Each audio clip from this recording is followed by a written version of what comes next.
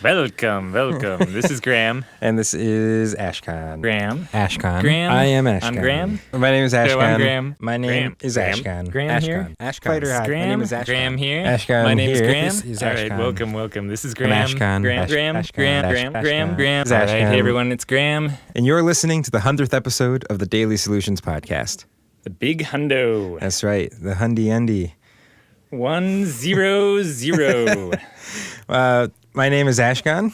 And I'm Graham. Those were real this time. Those were real last time. They You're were just getting a taken fresh, from but they're previous fresh. episodes. They're fresh now. They're new, yeah. yeah. Yeah, never heard before. Well, I mean, we recorded them earlier than you're listening to. Oh, but yeah, but they're the freshest of the recordings. All right, well, this is our 100th episode. We've been doing this for 100 days now. It took you that long to I had to figure it out. that math out. 101 days, actually, because we had do episode 00. calculations. All right, well, that's not quite as special then, 101th episode. It's 0. You don't count episode 0 in the count. All right, well, we thought today it would be fun to talk about, instead of doing a question as normal, we're going to talk about starting projects. You know, the first 100 days of this made us kind of reminisce on the first 100 days of opening our float center. So we thought it'd be nice to do a little retrospective, go back in time a little bit here, and talk about what the first 100 days of Float On was like. Which was a lot rougher than the first 100 days of this podcast. Yeah, definitely. I would say, Yeah. kind of thinking back on it. I mean, it's a good thing no one was recording the first 100 days of Float On. It'd be a lot crazier. And so by first 100 days, I guess, we were thinking about the first 100 days since we opened up. If you think of the first 100 days of construction, that's just a lot of blood, sweat, and tears. Like, it's a very different story.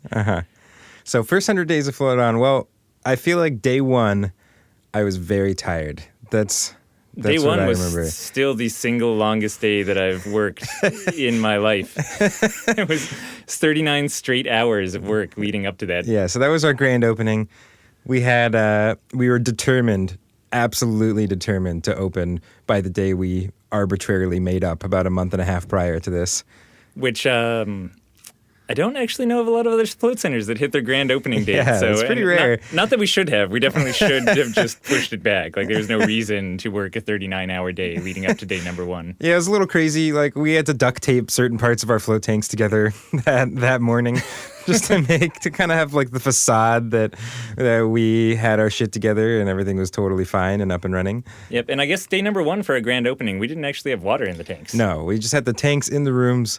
There weren't doors leading into the rooms or furniture in our lobby or many Well, we did have of the that other one things. fold out kind of chair from the computer company that one of our staff had worked at Yeah. before. So Yeah, there was, we had I a would say full there's portable furniture. chair, and we had a few pillows we placed on a wooden platform that was meant to display retail in front of the window. Which is good, because if you didn't put pillows on there, it's just the hard edge Just really a cut off retail- your it was a retail circulation. shelf. Yeah. So we were pretty much set up. We were ready to go, and I mean, then we got water in the tanks. That was like day two. Also, I had blonde hair. That was probably the setting the- biggest thing going on. Setting the context, you know. So yeah, we opened up, had a grand opening party, fooled a bunch of people into thinking that we knew what we were doing. Sold floats. We sold floats that grand opening day, and then we immediately slept for like 20 hours and then started filling our float tanks with salt water. Yeah, I was going to say immediately closed the shop for a week. So that was sort of days 2 through 8 Yeah. was It was actually a little, getting we started ready doing for floats being like open. about 3 days later or something, at like kind of limited hours. And so we started getting people in, and then really, yeah, about like a week later, the kind of floodgates were open. And that happened when we actually launched Groupon Yeah. back in the day. And back then it wasn't so much how you have it now, kind of this Groupon marketplace setup where there's ongoing deals that you launch and people can buy them whenever and you have it up for a set amount of time. It was just a single giant mailing list for everyone signed up in Portland, which is several 100,000 people. And there was a one-day deal and it went out to everyone. And that was the Groupon that we launched too. So all of a sudden, one day, 300,000 people had a story about Float On hit their Yeah. inboxes, and the phones started ringing, and we sold 2,100 floats? I 2,100 think? floats Yeah. in that day. I was going to say 2, but yeah, no, I think yours is right. Yeah, so 2,100, and that, and we had done a few other things to kind of kick our marketing off right from the beginning. And that pretty much made us slammed. Like that was it. We were booked about a week out, kind of right from the beginning. Yep, and not our 24-hour schedule either. So it was about 12 hours initially, and that lasted for like 2 days, and we immediately expanded to 14 hours. And it was actually over the first maybe month and a half we got up to being open about 18 hours a day, I want to say. It was really quickly we scaled up the operations. Mm-hmm. And you may think that perhaps at this point, a week or 2 weeks in, we had gotten furniture or, found anywhere to made any improvements to the things we didn't have when we opened. But that's not right. That's not the case. We kind of rocked that one single folding chair and those cushions on a retail shelf. We had furniture. I don't know why you keep saying that we didn't have furniture when that folding chair was very clearly fine. We did get doors onto our float rooms after our first day of floating. So we went about a day without those, and then we got that figured out. But we didn't have a couch until, it had to be at least a few weeks in before we actually had a couch in our lobby. Yep. And so just to note it too, we launched with 4 tanks, not the 6 that we have now. So it was a little smaller space that we have for those of you who have made the pilgrimage out to float on. I don't know, that doesn't justify us not having a couch for a few weeks, but it's good to note. We didn't really have a back workroom at the time either, which was, we did. It was just so small. It's a little, what would you say, 6 by 6? Not even 6 by 6. 5 by 5? Space. It was very small. I remember distinctly building a rack to put our towels in on Halloween. So that was 3 weeks into us being open. Yep. We had just been keeping towels hidden away in our desk and stuff like that because we didn't have anywhere to put them. And on October 31st, we were out on the street as people were wandering by in costumes, building this giant little towel holder. All our salt was still just being kept under our basement stairs of our personal house, which, was quite a lot that we had at the time. Yeah. What else did we were still running our music off of a tape deck for the float tanks and a CD player. We had 2. One was going to kind of each set of tanks, I believe. And we couldn't even tell the volume. There was no visual indication of what the volume was. So every time we had to get someone out, we would just turn it down so much that it had to go past 0. So we felt good that we were starting from nothing, and then we'd click volume up 21 times or something and count each one. Yeah, do you remember how many it was? I think it was 28. It was something. Yeah. I have that in my head. Did it so many times. I think we had to click it 28 times, and then you knew that was slow fade over a minute, Uh-huh. So we've come a long way. That's just nice kind of reflecting on the changes that have been made. This is also a different time. I feel like if we to have opened that float center nowadays, people would come in and just laugh at us and never come float in our place. People know what float tank centers are supposed to look like now, Yeah, we had them fooled at the beginning. We're like, no, this is totally normal. All float centers don't have couches. Then it was even being on a street, in a business, was kind of we were more advanced than a lot of float centers. People were very around. Impressed. They're like, oh, we don't have to go to someone's apartment to hop in a float tank. This is amazing. We learned a lot of lessons on our first 100 day. I remember distinctly washing our first set of laundry where we washed our towels and our robes together. So we bought all these towels. We had these nice towels, and then we had to buy robes, and I tried to go around town to find them, and I could only find these. I found exactly 6 robes at Walmart. I think was the only place in town that I could find any robes, because apparently for some reason robes are a seasonal item, and their season is the summer of all seasons for an odd reason. So all we had was these black robes, and we washed them for the first time together, and we pulled our towels out, and they were completely covered in all these little black specks of lint from the black robes that we washed with them. So that was a mistake. We learned that mistake. And those immediately turned into our personal robes, which I still wear. I have a nice black comfy robe from the first days of Float On. That's one of my favorites. So that is a nice thing about owning a business where you get things wrong, is your mistakes kind of turn into your personal possessions occasionally. That's right, yeah. Which is really good.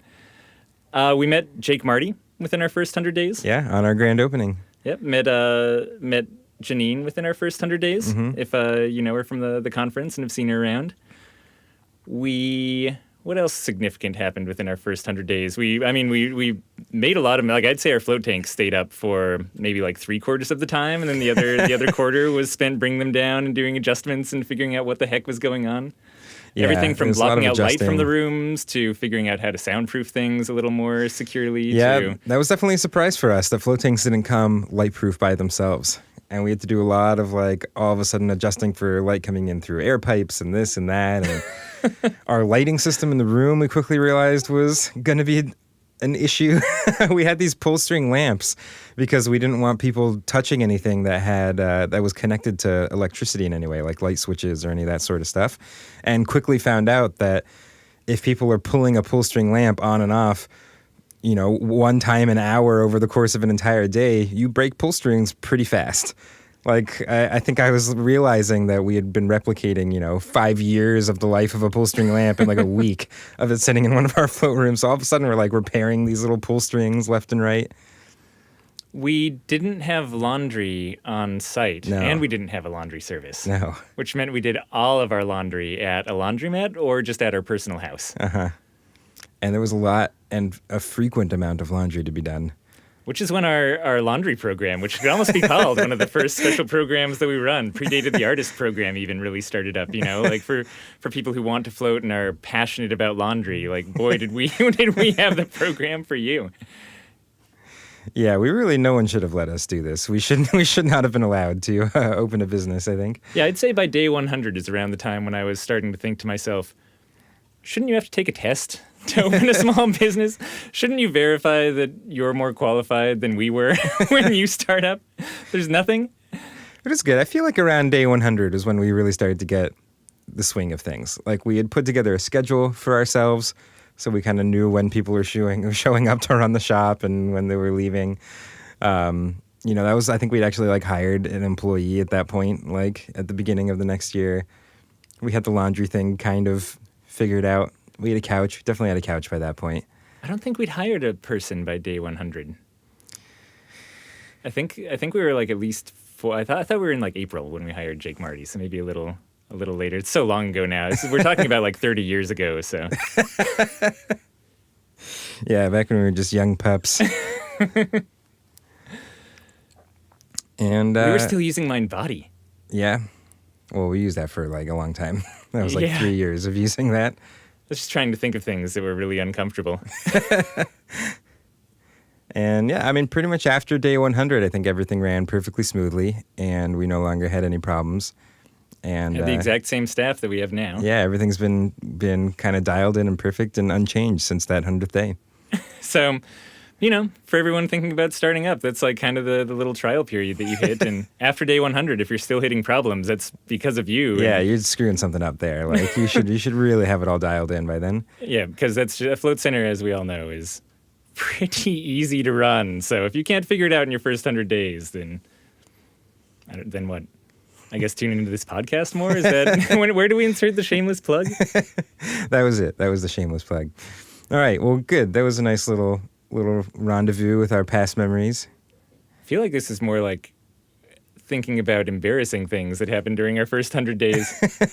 We did some good things too. Yeah, we floated a lot of people. We floated a lot of people. And we were all still working the shop and getting to chat with every single one of them. Yeah. I mean, I'd say on the positive side, the first 100 days, I mean, I was also floating a ton. Like, it's really where I fell in love with floating myself and just watching other people have these experiences, you know? Like, it in a lot of ways, it formed a lot of the positive, what's the word? Mind things, positive, because feelings that you have inside, you know, the things. Emotions? Emotions. It's right. Human emotions that I have towards floating. I have to remind Graham about that every once in a while.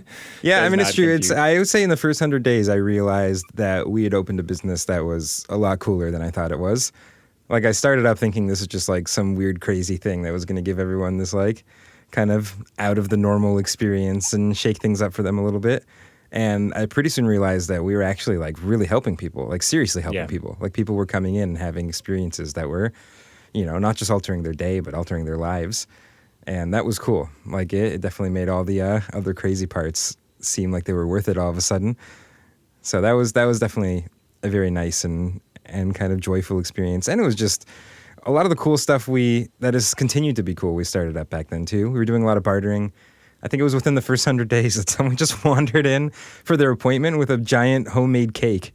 Yeah. And I was just like, yeah, I heard you guys trade stuff. I made you this like huge cake. Is that good for a float? I was like, yeah, sounds great. I put them into a float tank and I had this giant cake that I just started cutting up and giving to other customers. So that was pretty fun. Yeah, and still made a lot of connections then to people we still know now. Yeah. Around the wellness community, around Portland. We gave out a lot of free floats and met a lot of the cool small business owners who were kind of in that same line of work that we are. And yeah, just got to... So for those of you who haven't opened yet, there's a lot of magical things that start happening anytime you're running a float center. But I do think those first 100 days are when you really realize that and the magic kind of starts crystallizing. It's how I know what else happened after the first 100 days. Like my brain and body realized that I wasn't a construction worker. For such a long time during the setup, I really felt like this was it. Like, this is my life now, is I'm just in construction, and running a float center is always going to be building it, you know? Like, it was really such a dramatic time that getting out of that was like, oh, and all of a sudden you're not a construction worker and now you're a float center owner, and that switch was very palpable. Yeah, that's true. It almost felt weird to not be doing construction after doing it so hard for so long. Yeah, I mean, it's cool. And there's still a lot of like friends we have from that first. You'd be surprised how many people are like following along with you, even though you don't know it. Like, they come in at your first few weeks of opening and be like, man, I've been watching you like go through construction and like excited for this to open. And you're like, what, really? Like, so it's cool. Like, people are kind of there with you, even if you don't know it. Yeah. All right, you tried doing this before and I stopped you, so I feel good about summarizing our first 100 days now. Well, that was our first 100 days of Float On. Our first 100 days of this podcast have been equally tumultuous, I'd say. We still don't have a couch here in the recording studio. I mean, yeah, we've had a door since day one, though. So. But it's been really great. Thank you to all of you out there for listening and coming along on this journey with us. Yeah, thanks for tuning in. And definitely, if you want to give back to us, shoot us questions, give us more fodder for answering. And yeah, you can do that at floattanksolutions.com/podcast. And as always, we will talk to you tomorrow. Bye, everyone.